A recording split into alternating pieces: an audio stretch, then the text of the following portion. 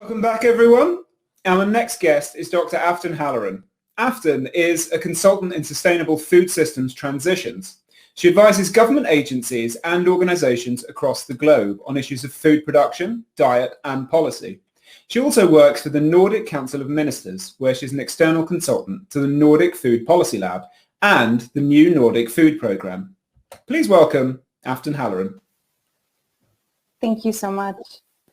So I want you to take in a deep breath with me and softly close your eyes for a few minutes.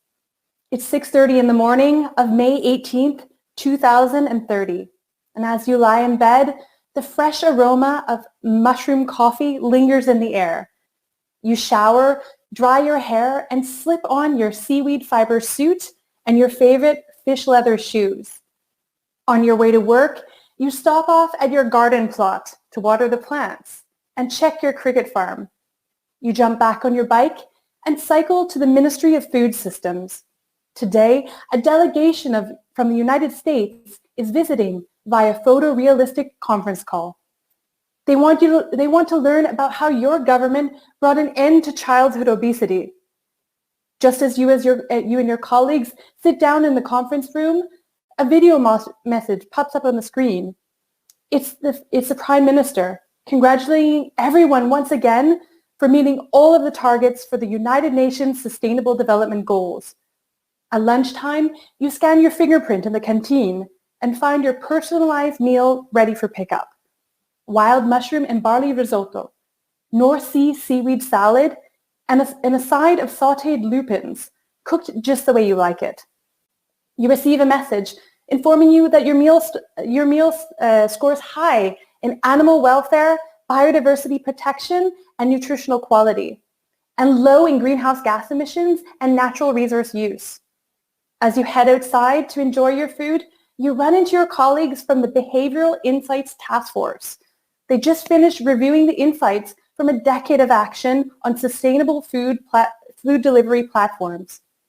On your way home from work, you receive a notification. It's your neighborhood maritime cooperative. They just finished harvesting mussels and clams, and you can go collect your order. What a perfect treat for celebrating Sustainable Gastronomy Day. Over dinner, you make plans with your family for a weekend outing and decide to take the high-speed electric train and stay overnight at the Flora and Fauna Agro-Biodiversity Park. As the day winds to a close, you and your youngest son read his favorite book together. He turns to you and he tells you that he wants to be a regenerative agricultural technologist when he grows up. You smile and smooth his hair, kissing him goodnight. You may now open your eyes again. What you've just heard is one possible scenario that can play out if we shift towards more sustainable food systems. Who is to say that this scenario is not possible? My name is Afton Halloran, as Vas said, and my passion and area of concern is the future of food.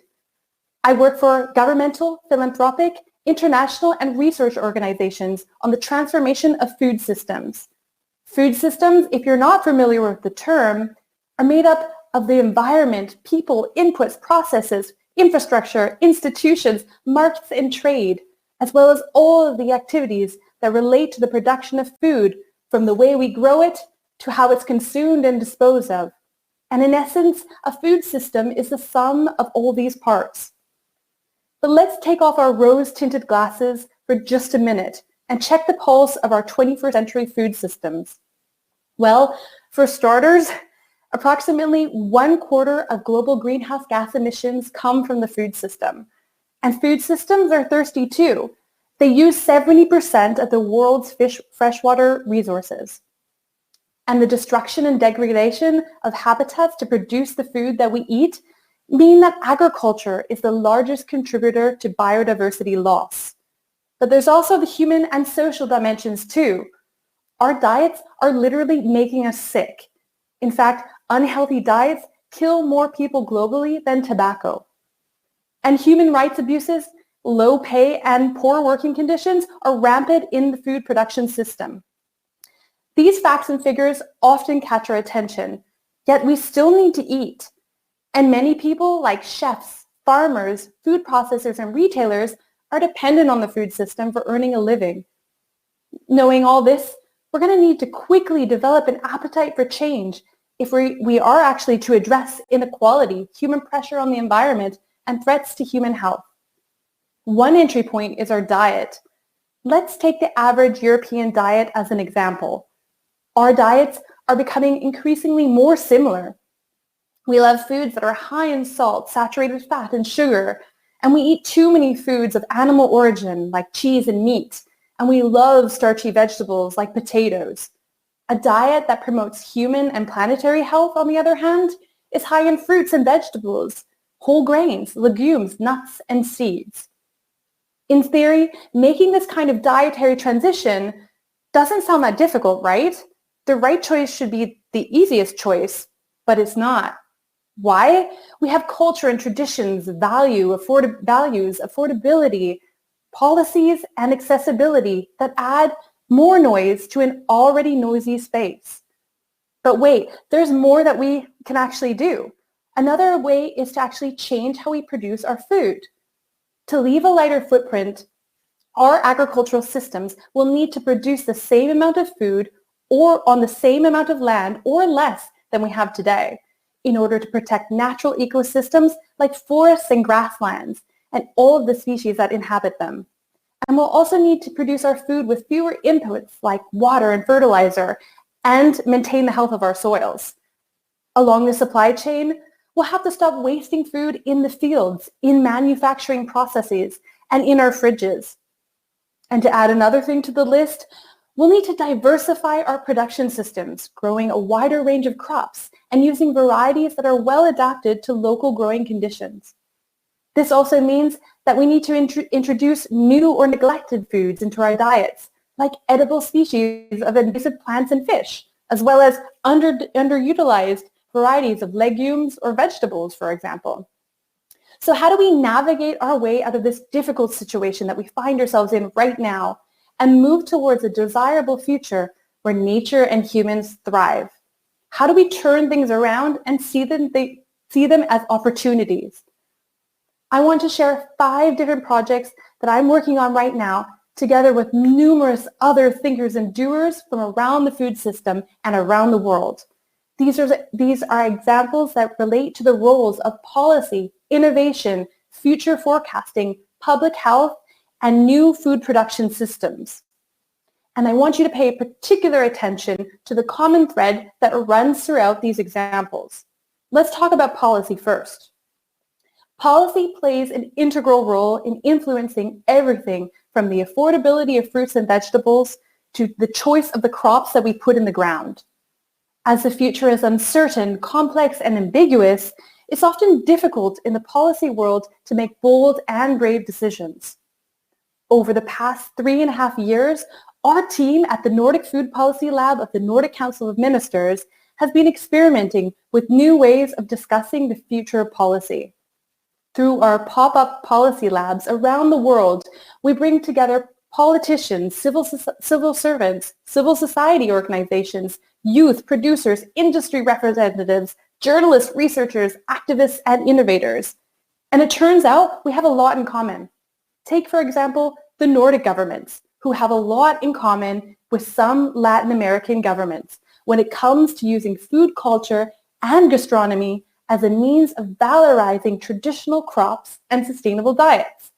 Or city governments around the world who see public procurement of food as a means of changing how and what we eat in public institutions like schools, hospitals, and daycares. Food policy making can be bold and brave, but we need to create safe spaces like policy labs in order for this to happen. Innovation also has a major role to play. A spin-off project from the Nordic Food Policy Lab, together with a group of other researchers and practitioners, is a cookbook of strategies that we're working on. And we've developed this for and with the national innovation agencies in the Nordic region.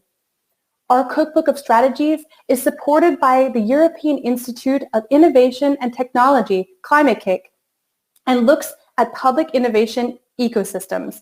That's basically a fancy word for the flow of technology and information among people enterprises, and institutions that are central to innovation processes. Public innovation ecosystems can stimulate and support micro-experiments that test the responsiveness to change in different parts of the food system, like the retail environment or school kitchens. These innovations can be technical fixes, policy fixes, structural or behavioral changes, or preferably a mix of all of the above.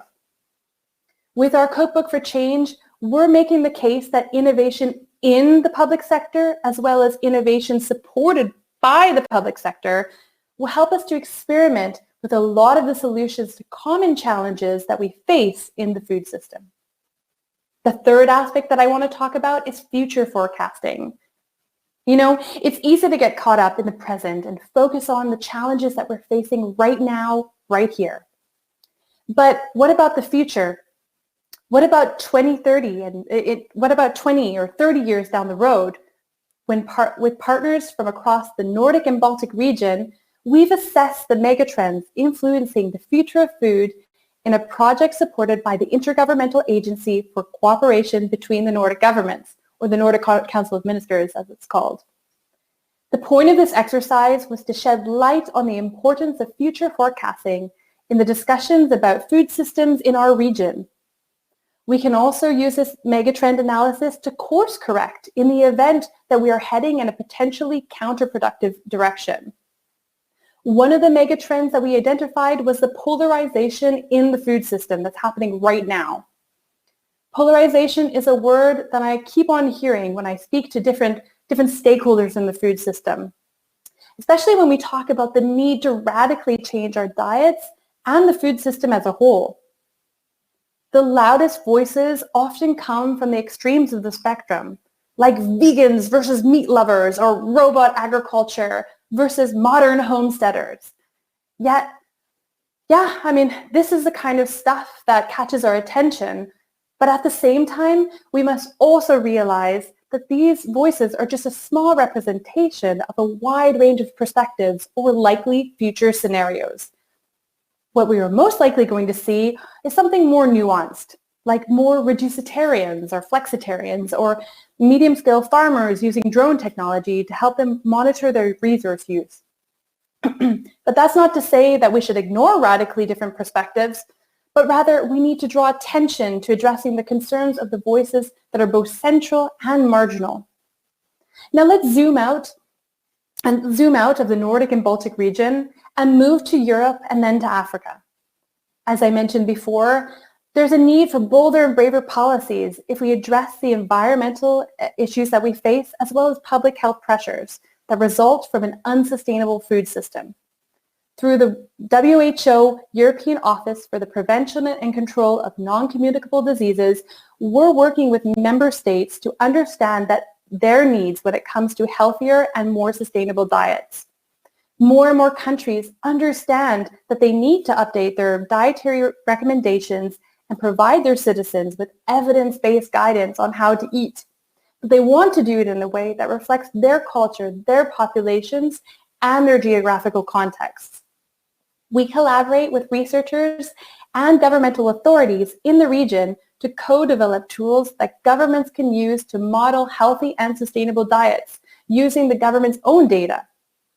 We're also tracking the evolution of plant-based diets in the region and collecting scientific evidence that can be used to generate better guidance in the transition away from unhealthy diets and towards more healthy and sustainable ones.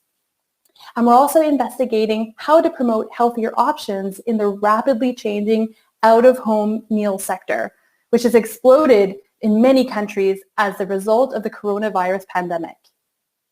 The final project that I want to speak about moves us to East and West Africa and touches on the development of new food production systems. Our research group, Healthy Insect, is looking at how to promote insect farming and consumption. We're a team of scientists from Ghana, Kenya, Uganda, and Denmark. And while insect consumption, as you know, is quite novel in Europe, there are subpopulations in these 3 different African countries that have consumed insects like bush crickets, palm weevils, and crickets as a part of their diets. We know that these insects are highly nutritious and have a low environmental footprint.